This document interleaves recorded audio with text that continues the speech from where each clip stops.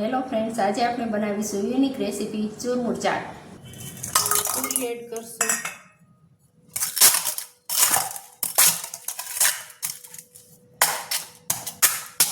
તેમાં ચણા એડ કરીશું, ડુંગળી એડ કરીશું,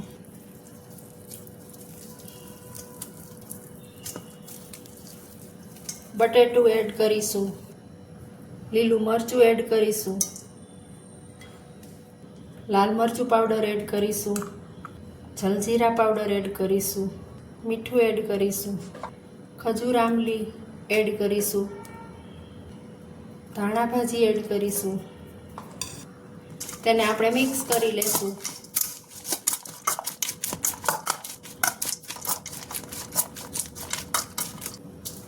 આ બધું મિક્સ કરીને આપણે સર્વ કરી લેશું.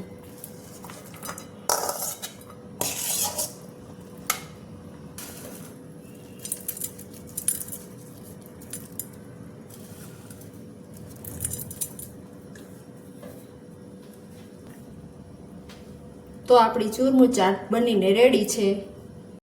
જો તમને મારી આ રેસીપી પસંદ આવી હોય તો વિડીયોને લાઈક, શેર અને સબસ્ક્રાઈબ કરજો.